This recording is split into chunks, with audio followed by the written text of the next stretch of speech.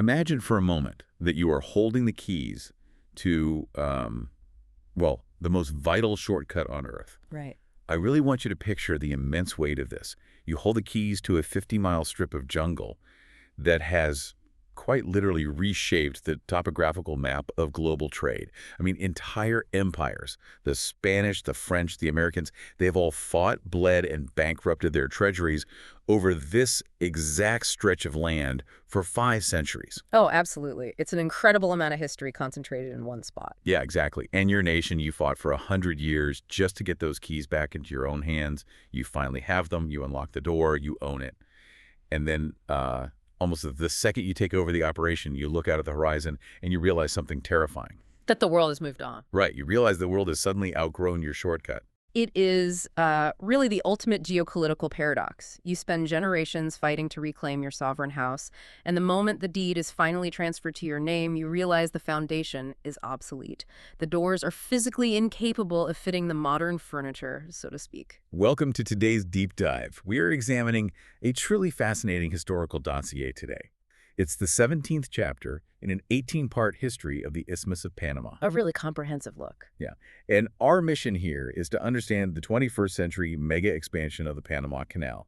We're exploring how a nation of just 4 million people decided to gamble $5.25 billion on a massive, unprecedented engineering marvel. Which is just a staggering sum for a country that size. Exactly. And they completely transformed global logistics. They fundamentally altered their own national skyline. But in doing so, they unknowingly engineered their way right into a severe environmental bottleneck. Okay, let's unpack this. Because to understand this massive pivot, we have to start with the human being who is standing in the control room. We have to look at the strategy of Alberto Alemán Zubieta. Yeah, Alberto Alemán Zubieta is basically the gravity at the center of this entire narrative.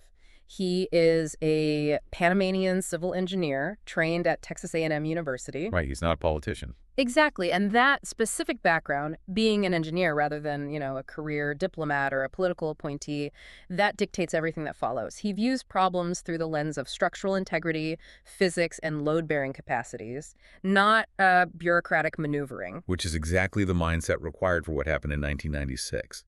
So leading up to the year 2000, the United States was preparing the final handover of the canal to Panama. This was the culmination of the 1977 Rios-Carter treaties. So the U.S. appoints Alemán to run the outgoing United States Panama Canal Commission. But simultaneously, the Panamanian government makes him the first administrator of the newly formed Panama Canal Authority, the ACP. Right, which is just a wild situation. I mean, he is legally operating the sunset of the American era and the sunrise of the Panamanian era at the exact same time. It's like a rival company buying out your firm. But to prevent a stock crash, they legally make your current CEO the boss of the takeover team. From the outside, the ship just keeps sailing. That's a perfect way to put it.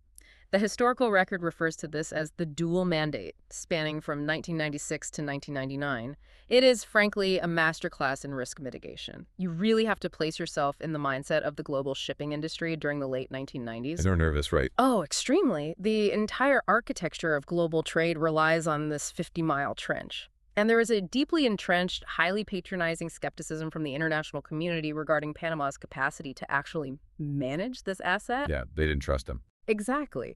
The global north essentially assumed that without American oversight, the canal would just fall into disrepair or become hopelessly mired in, political patronage. And the economic fallout of that panic would have been catastrophic. Yeah. I mean, if you are a logistics firm in Rotterdam or Tokyo and you suspect Panama might fumble the transition, you don't wait to find out. No, you can't afford to. Right.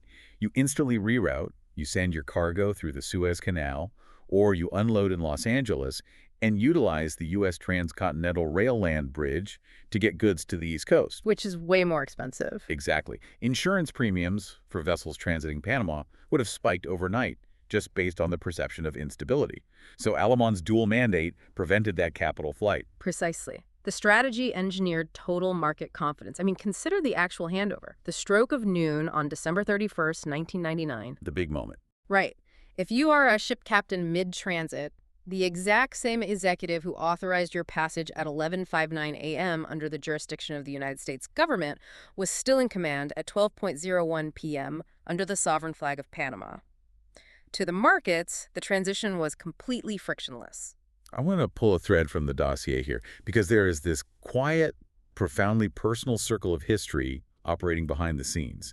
The compiler of this historical series notes that Alberto Alemán Zubieta was actually a classmate of theirs at Colegio de la Salle. Yeah, a school right there in Panama City. Right, and the compiler was actually forced to leave that very same school due to the 1964 Martyrs' Day riot. Which were a massive turning point. Yeah, those riots were a bloody clash over sovereignty, sparked by Panamanian students trying to fly their flag in the American-controlled Canal Zone.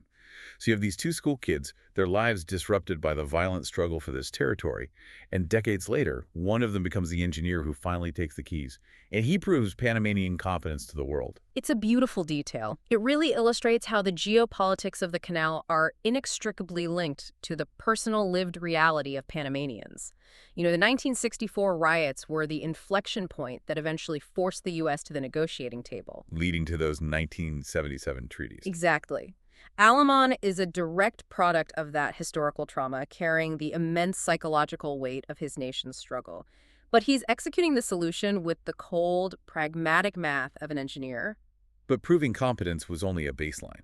I mean, keeping the canal running wasn't the real masterstroke. But no, it's just step one. Right. The true pivot, the move that redefined the country's trajectory, was Alemán dismantling the American economic model of the canal and completely restructuring how it extracted value from global trade. Yeah, this is crucial because under United States administration, the canal was fundamentally operated as a break-even public utility. Just covering costs. Exactly. The U.S. explicitly kept tolls artificially low. The objective was never to generate a sovereign profit margin.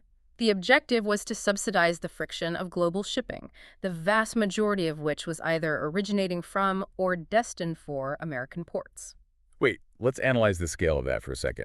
So for decades, the U.S. was basically subsidizing the shipping costs of the entire world at the expense of Panama's potential wealth. Like they intentionally suppressed the revenue to keep their own imported goods cheap.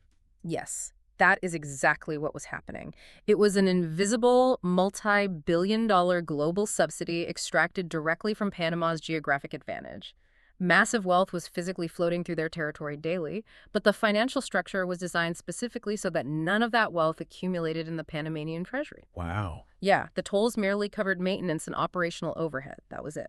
So when Alemán and the newly autonomous Panama Canal Authority take the reins, they have to pivot this massive public utility into a market-priced corporate entity. And they were able to do this because the ACP was deliberately shielded from the national government's political patronage system by a strict constitutional framework established back in the mid-1990s. But, I mean, how do you suddenly demand market value without triggering the exact route abandonment we were just talking about? Well, you transition from flat rate taxation to value-based pricing. The ACP stopped viewing the toll as a simple passage fee and started calculating the precise economic value of the shortcut. How do you even calculate that? They analyzed the shipping conglomerates and calculated basically, if you bypass us, what is your exact fuel burn going around Cape Horn? What is the depreciation of your asset over those extra weeks? What is the time value of the capital tied up in your cargo? Oh, that is smart. Very. They restructured the tolls based on a ship's actual TEU capacity, that's 20-foot equivalent units, basically shipping containers, and captured a calculated percentage of the savings they were providing. And when you start capturing the actual geographic rent of the most important maritime choke point in the Western Hemisphere, the resulting influx of capital is staggering. Completely transformative. This is what triggered the sovereign dividend. The toll revenues stopped acting as an operational slush fund and became a river of capital pouring directly into Panama's national treasury. You really only need to look at the visual transformation of Panama City between the year 2000 and 2015 to understand the scale of this capital capture. The skyline just exploded. It went from a modest regional capital to looking like, I don't know, a hybrid of Miami and Dubai. Oh, for sure. Glass skyscrapers everywhere. Yeah. The banking sector, the logistics hubs, real estate, it was all hyper-accelerated by this newly captured revenue stream. Panama proved that true sovereignty isn't just the emotional victory of flying your flag over a zone. It is the structural power to monetize your geography for your own domestic development. Exactly. The asset the global north said they couldn't run became the engine of their modern economy, which unfortunately sets the stage for the... Right, because they finally achieved this optimal monetization, only to run headfirst into a brutal crisis of scale.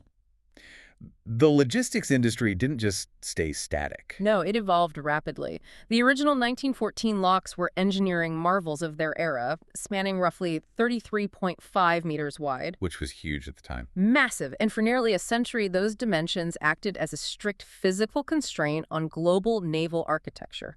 Shipbuilders literally designed the Panamax class of vessels to slide into those chambers with mere inches of clearance on either side. Just squeezing right in. Literally inches. But the economics of global logistics are driven entirely by the pursuit of lower fuel per unit cost ratios.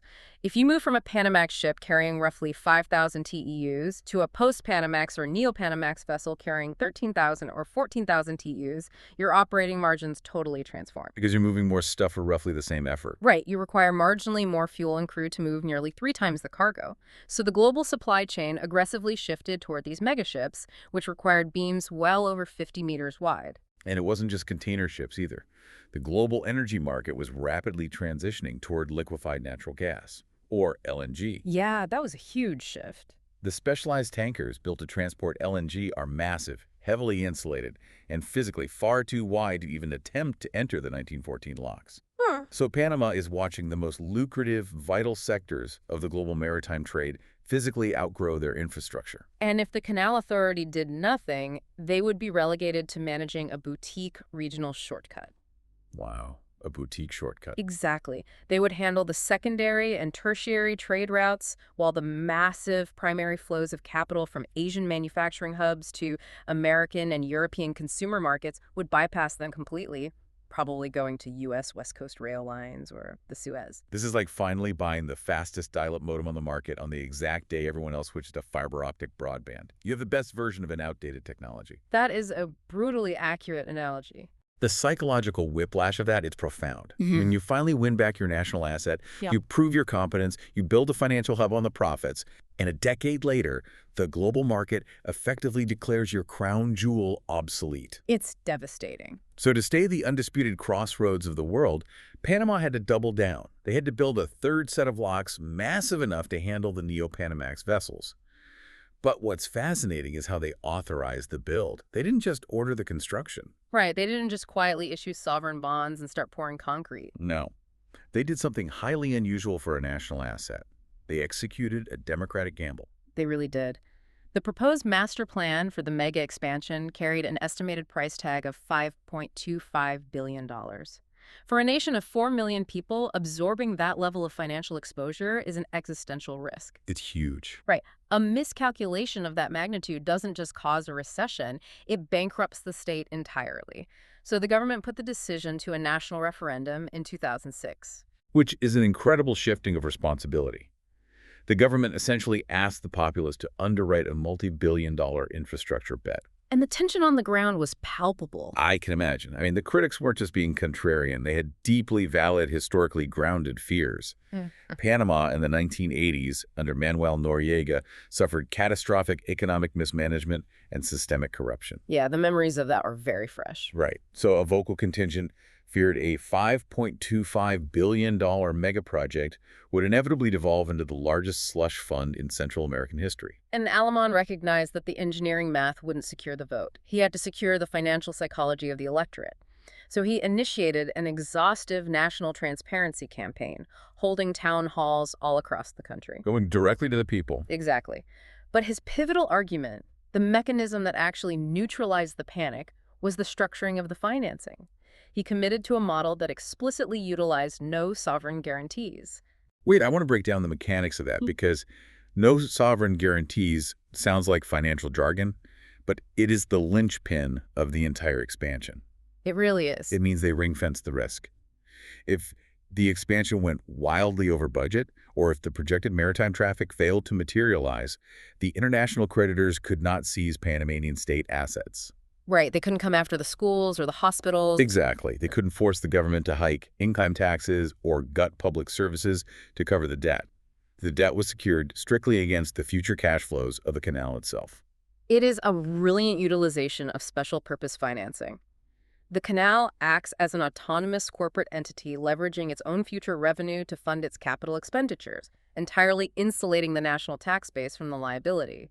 And on October 22, 2006, The gamble paid off at the ballot box. The referendum passed, right? Yes, it passed with roughly 78% of voters approving the expansion. But the dossier requires us to look closely at the margins of that victory. Because a 78% approval looks like a landslide on paper, but the actual voter turnout was staggeringly low. It was roughly 43%. That nuance is critical to the historical reality. This was arguably the most consequential macroeconomic decision in the modern history of the Republic, yet the majority of the electorate abstained. Why did the majority stay home? It invites significant psychological analysis. Was it systemic voter fatigue following decades of political turbulence?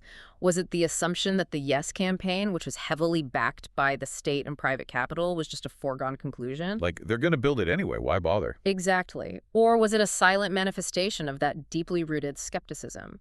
Voters who didn't quite believe the promises of transparency, but felt too disempowered to organize a viable no campaign. Regardless of the quiet abstentions, the legal mandate was secured. The nation had democratically chosen to write its own future and bet on itself. So the political theory evaporated and the physical reality of the bill began. And this would rival the original American engineering feat. Oh, undoubtedly. They had to figure out how to carve an entirely new maritime artery into the earth without disrupting the billions of dollars of trade flowing through the existing locks just a few hundred yards away.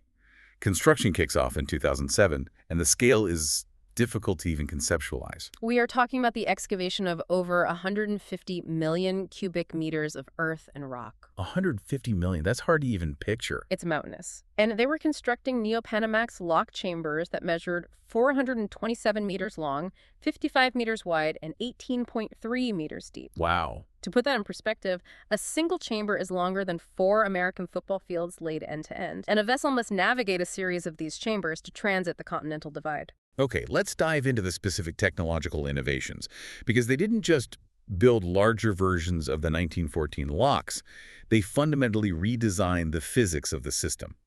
Let's start with the gates. Good place to start. The original American locks utilized swinging miter gates. These are essentially massive steel doors that swing open and shut like saloon doors, forming a V shape that points upstream so the immense water pressure naturally forces them tightly closed. Miter gates are incredibly elegant for smaller spans. But when you scale a lock chamber to 55 meters wide to accommodate a Neo-Panamax ship, a swinging gate becomes a severe structural liability. Because of the weight. The weight, yes, but also the torque and stress on the hinges at that width. Combined with the sheer mass of the steel required, it makes them prone to failure and incredibly unwieldy. So the Panamanian engineers abandoned the miter gate entirely. Instead, they utilized sliding rolling gates, custom manufactured in Italy. Here's where it gets really interesting. These aren't swinging doors. They are essentially colossal steel pocket doors that slide horizontally out of recesses in the concrete walls. And the dimensions are absurd. They are as tall as an 11-story building, with the heaviest weighing upwards of 4,000 tons. Which is just a magnificent piece of engineering. Beyond resolving the structural stress of a 55-meter span, the sliding gates solve a critical maintenance bottleneck. How so? Well, in the original locks, major maintenance on the miter gates requires draining the chamber entirely. Which halts traffic. Exactly, and halting traffic costs millions in lost revenue. The sliding gates, however, retract into dry recesses. Engineers can isolate the gate, perform heavy maintenance inside the recess, and keep the lock operational using a secondary gate. In global logistics, maximizing uptime is the absolute highest priority. It's an 11-story steel wall sliding smoothly across a channel to hold back an ocean. It's a staggering piece of applied physics. But the gates aren't the innovation that dictates the future of the canal. No, they aren't. That distinction belongs to the water-saving basins. And to understand why they are so vital, you really have to look at the primary adversaries of the original American builders versus the modern Panamanian builders. In 1914, the enemies were yellow fever, malaria, and the geological instability of the Culebra Cut. The earth literally kept collapsing in on them. Right. The modern Panamanian engineers possess the medical and geological tech to handle disease and landslides. Their primary constraint was fluid dynamics, specifically water scarcity and sheer volumetric mass. Because the canal needs water to lift the ships. Exactly. The Panama Canal operates as a massive water bridge. Ships do not sail through a sea-level trench. They are lifted 85 feet above sea level via the locks into Gatun Lake. sail across the isthmus, and are lowered back down to the opposite ocean. Which means the entire system is gravity-fed by Gatun Lake. And when a ship passes through a lock, that immense volume of fresh water is ultimately flushed out to sea. With the original locks, the tropical rainfall over the watershed was sufficient to replenish the lake. Usually, yes. But when you introduce Neo-Panamax chambers that are massively larger, the volume of water required per transit skyrockets. If they utilized the 1914 flush-to-sea method, the new locks would rapidly drain Gatun Lake, crippling the entire system during the dry season. This is where the engineering becomes an explicit negotiation with the environment. Beside each of the new lock chambers, they excavated 3 colossal terraced concrete basins. Like giant bathtubs. Basically, yeah. When a vessel needs to be lowered, rather than dumping the entire volume of the lock into the ocean, the engineers open precise valves. They drain the top segment of water into the highest basin, the middle segment into the second basin, and the lower segment into the third basin. And when a vessel needs to be lifted, they reverse the sequence using gravity to pull that water back from the basins into the lock chamber. Exactly.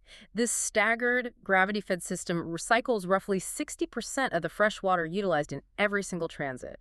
It is a brilliant mitigation of the physical constraints of their geography. So you have 11-story Italian sliding gates, you have an ingenious terraced recycling system saving 60% of the water, and you have Alemán's financial ring fencing.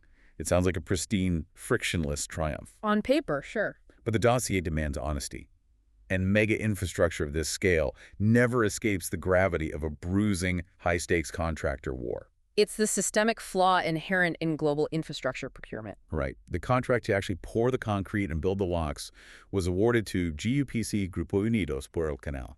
This was a massive international consortium led by Spain's Sacyr, Italy's Selenium Pregilo, Belgium's Yondanul, and Panama's Constructora Urbana.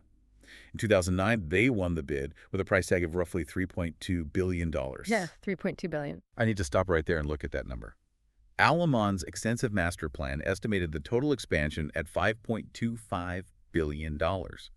For the locks alone, a $3.2 billion bid isn't just highly competitive, it borders on the mathematically impossible given the required materials and labor. Why does this always happen with mega projects? A lowball bid wins, and then suddenly the workers are told to put down their tools because the money isn't there. Right. Were they explicitly weaponizing the bidding process? Oh, it is entirely standard game theory in mega project procurement. Really? Yes. Consortiums face immense pressure to submit the absolute lowest bid to secure the contract. They are banking on the premise that once they excavate the first 50 million cubic meters of rock, the project becomes too big to fail. Sunk costs. Exactly. They intentionally underbid, fully intending to recover their actual costs and profit margins later by submitting massive claims for unforeseen geological complexities or design modifications. They literally weaponize sunk costs against the sovereign state. Which triggers an immediate multi-billion-dollar collision. GUPC starts digging and immediately claims the geological data provided by the Panama Canal Authority was deeply flawed, particularly regarding the specific basalt rock required to mix the concrete. Right, the concrete has to be perfect. The canal locks demand an incredibly precise concrete mix to guarantee a 100-year impermeable lifespan against saltwater and massive structural loads. When the Pacific side basalt proved difficult to process to those standards, costs exploded. And GUPC demanded the ACP cover those massive overruns. But the ACP firmly rejected the claims. They asserted that a contract is a contract, and the consortium assumed the geological risk when they submitted that artificially low bid. They called their bluff. They did, and it escalated from legal friction to an absolute crisis. In February 2014, GUPC essentially pulled the emergency brake. They halted construction. Imagine the sheer panic. The most critical maritime infrastructure project on the planet is paralyzed. You have billions of dollars of specialized equipment sitting idle in the tropical sun. You have half-finished concrete canyons. And the entire global supply chain is watching, terrified that the expansion might collapse into endless international arbitration. The dispute required intense high-level mediation and massive cash flow interventions just to get the workers back on site. So it wasn't a clean fairy tale. Not at all. The final bill for the expansion blew well past the original $5.25 billion headline figure estimated in 2006. It is a harsh reality check on the pristine narrative of engineering marvels. The physical concrete is often secondary to the brutal legal and financial warfare required to pour it. But the project did survive the warfare. Alberto Alemán Zubieta had completed his term in 2012, handing the reins to his successor, Jorge Quijano, who navigated that brutal contractor dispute and dragged the project across the finish line. A monumental effort on his part. And that brings us to the payoff. June 26, 2016, the expanded canal officially opens to global trade. Yes, a historic day. And the specific vessel chosen for the inaugural transit is highly symbolic. Early historical drafts occasionally misreported the name, but the dossier corrects this. It was the Chinese-owned COSCO Shipping Panama, not Cosmo, as it was previously misreported. Right. COSCO being a titanic player in the global logistics network. The visual of a massive Chinese-owned Neo-Panamax container ship gliding into these pristine new chambers perfectly encapsulates the shifting power dynamics of 21st century global trade. It's a striking image. The 11-story gates slide shut, the water from the recycling basins rushes in, and Panama effectively triples the capacity of its sovereign asset in a single afternoon. Yeah. But the impact of that transit wasn't confined to Panama, was it? It triggered an immediate infrastructure shockwave thousands of miles away. It absolutely did. The moment the expansion opened, the global supply chain rapidly optimized around it. Mega ships could now bypass the U.S. West Coast entirely and directly access the eastern seaboard of the United States. Which sounds great, except... Right, there is a glaring bottleneck. The major ports on the U.S. East Coast and the Gulf of Mexico were physically incapable of receiving them. Because these Neo-Panamax ships sit incredibly low in the water when fully loaded, and their stacks of containers reach far higher than Panamax vessels, places like the Port of New York and New Jersey, Savannah, Miami, and Houston suddenly realized their shipping channels were too shallow and their massive gantry cranes were too short. It forced the United States into a frantic, multi-billion-dollar infrastructure scramble.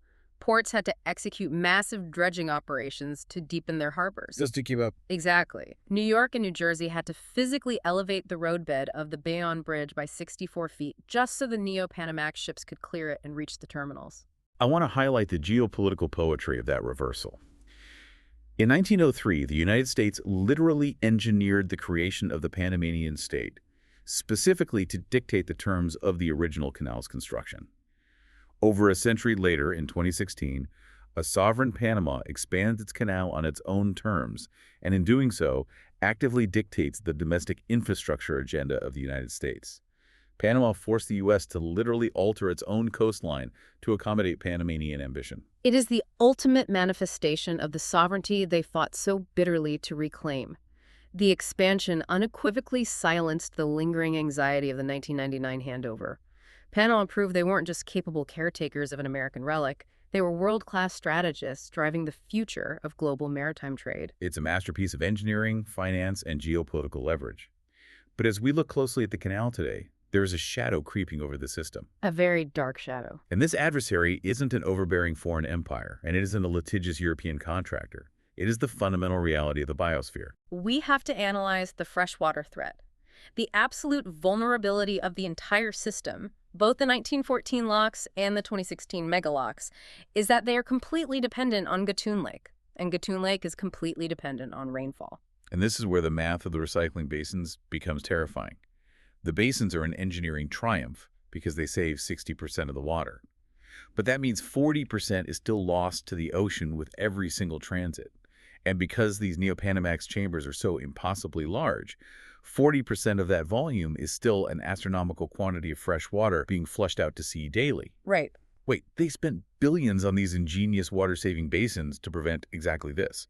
Are you saying it wasn't enough? What's fascinating here is that the engineers did see it coming, hence the basins, but they couldn't build their way out of a changing climate. The basins mitigated the threat, they didn't eliminate it. The engineers didn't miscalculate the volumetric drain, they understood the math.